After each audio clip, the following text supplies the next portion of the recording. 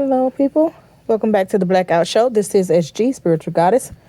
So, I want to tap into this conversation, and we're gonna always look at different aspects of life. Just because I am a part of Ifa, and I'm a follower of Ifa.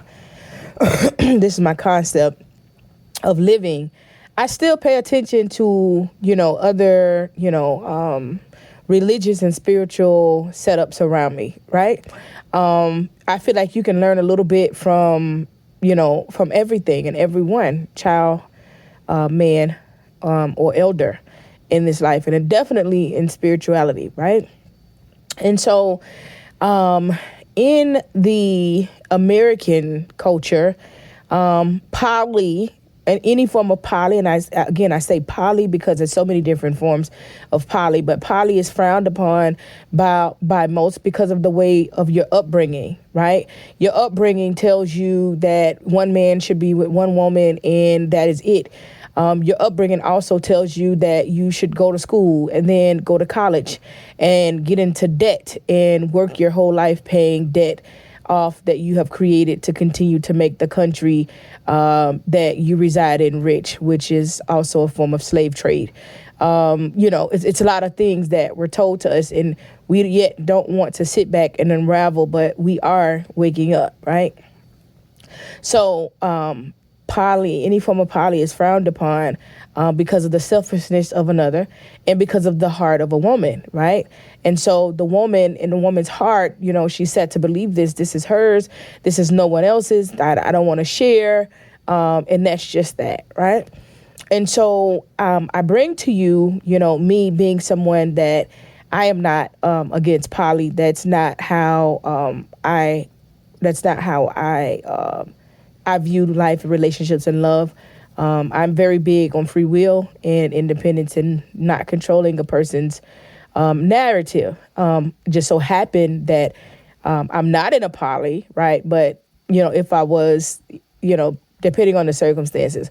So in America, you have a lot of people that do practice poly, but they're practicing it incorrectly, all right? Majority of the people that practice poly are practicing it incorrectly, okay?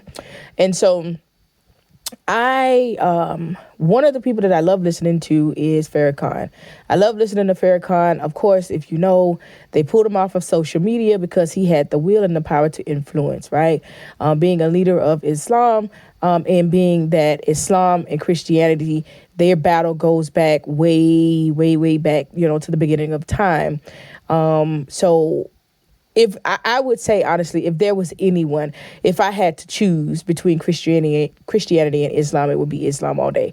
Do I see myself being in Islam? No, that's not my path. That's not what I would want. If that was a reference, that's just not my thing. Okay.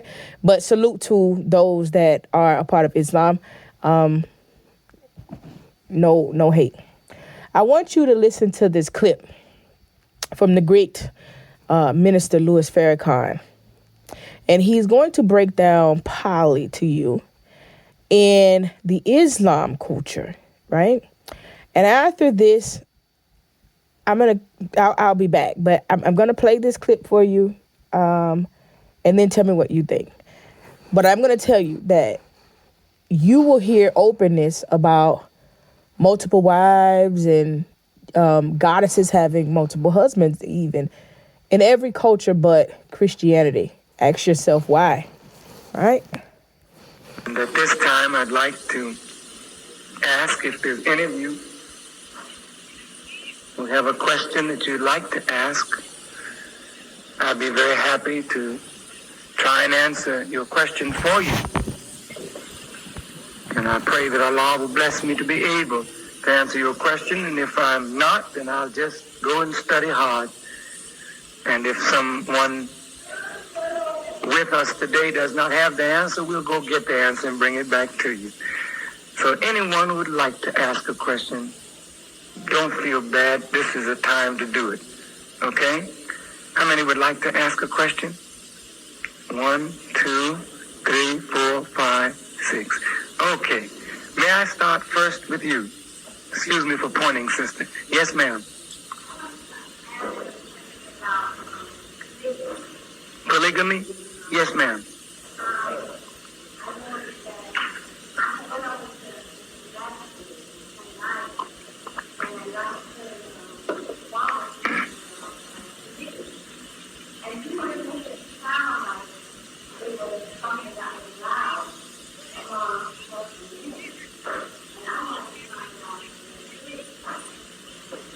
Okay. Now the book that guides us in Islam is the Holy Quran. Polygamy in Islam is practiced not as a rule, but as an exception. Now, in the Quran, the Muslim is given permission to take up to 4 wives, according to the Quran. Now that hurts the heart of any woman that hears that kind of talk. It hurts her heart, especially if she's been reared in the Western world. All right? It hurts your heart. All right. Now, what are the conditions that Allah gives this law or rule or principle for us to exercise? Under what conditions is it exercised? First, as you know, sister, if you study Islamic history, Prophet Muhammad, peace be upon him, had to engage in defensive battles to keep the forces of evil that hated him and this Quran from stamping out Islam. So many wars were fought, and many, many lives of Muslim men were lost. So ultimately, we had a society where there were many women and few men. Now, what are the sociological effects when you have many women and fewer men because of war? You have a growth of prostitution. You have a growth, oftentimes, of homosexuality.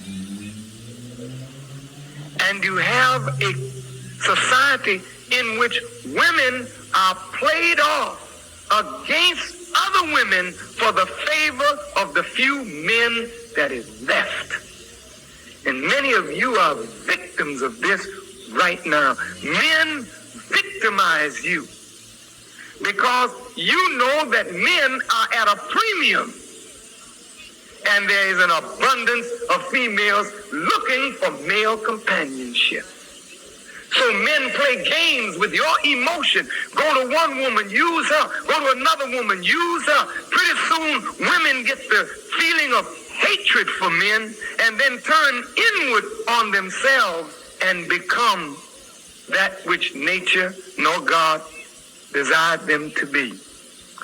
So, even though polygamy is an evil, yet the Quran permitted that evil under a certain set of circumstances to correct the social ills. Now, this Quran also gives us the rule. It says if you have more than one wife, that you should treat them equally. And it also says, and you cannot. Since you can't be just to them, then it says one is better for you if you but knew. So the rule, sister, is one woman for one man. And that the Honorable Elijah Muhammad gave us. I have one wife And that's the only wife that I can handle. And I'm struggling to do that. Now I'm saying this very humbly to you.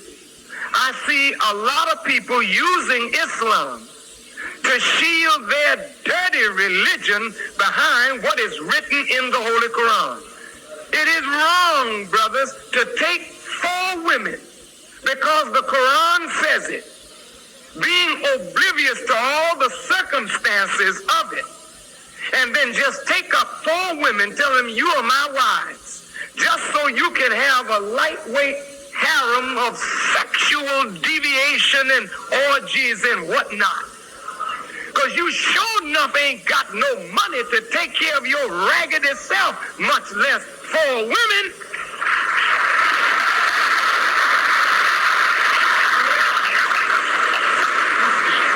So you increase the problem because now you call them wives, you give them babies, and you're unable to support them. You send them to the welfare so that they can bring their welfare checks home for this one man to live off of what he's hustling off of 4 women. Hell no, you're nothing but a cheap pimp hanging out in Islamic clothes.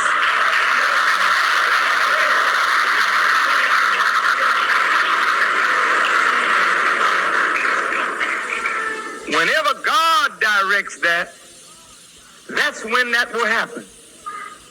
But I don't know nothing about those directions. So everyone that follows the Honorable Elijah Muhammad and is with me in rebuilding his work is one wife for one man. And you go home with that one wife and make peace with her and try and develop your family, but not try to look for trouble. Because if you're looking for trouble, you'll sure find it, brother. Ashe. So, from the great Minister Farrakhan's point of view, he gives you, this is in the Quran, but he also gives you one man, one woman, one husband, one wife, okay? And Ifa. And Ifa, no good woman should go to waste, okay? So no good woman should go to waste. So if this is a woman, a man can have multiple wives so that he can create more life. No good woman should go unloved, uncared for, without a family.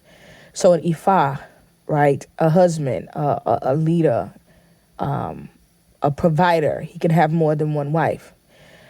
There's still rules to this, to the circumstances. Like, yeah, the wife is, the wife is the feminine energy. The wife is going to make sure that the house is taken care of. The wife is going to make sure certain things go. And some women, they have jobs and they have income as well. But it is the man's duty to, go out and harvest food, harvest, income for the household. And so, and there's other, cultures and traditions that are okay, with multiple wives. And ask yourself, why is it that Christianity leads the pack with one husband, one wife, right? But then when you look at these people, I seen a meme and it says, white women, they get married at an early age and have a big house. Black women, we still arguing about 50-50. But when you go to a bar, when you go to anyone, you hear how disappointed, upset, and bamboozled the white man feels about their wife. White men don't like their wives. So would you want to be in a situation just to say that you in it and this person don't like you? Or do you really want true, genuine love? True, genuine love has nothing to do with who else is in this person's life. And most of the time when you see white families that when the kids get about 16 to 18, he gone with his secretary anyways. There's that divorce, right? It's just the image that they put forth. So we don't compare ourselves to any other race or any other set of species on this earth because they're not us. All right, they're not what we're doing. But the thing is that just like a lot of the words that they put, a lot of the spells that they created for us to not manifest, they knew that this was our culture before they came and invaded and stole us, stole our ego from Africa to come and build up this country, because they didn't have the heart, the will, or the strength to build this country themselves. They knew what we practiced. They knew how we lived. So that was the one thing that they made sure we didn't come together, right? They needed to break us down. So one man to one woman, if we had multiple people in the house, if we had one man and multiple women in the house, then we would come together and we can overthrow them. We can overthrow a lot of things. They knew that we are gods, but we didn't know that, right? They script us of that. So this goes way deeper than just trying to be selfish and say my man, and this is that, and I want this. It's a lot of stress that can be alleviated when you stop trying to control someone else's narrative. You can be with one man. Look at the statistics. If you don't believe me, in the United States, go look at the statistics for married women and HIV.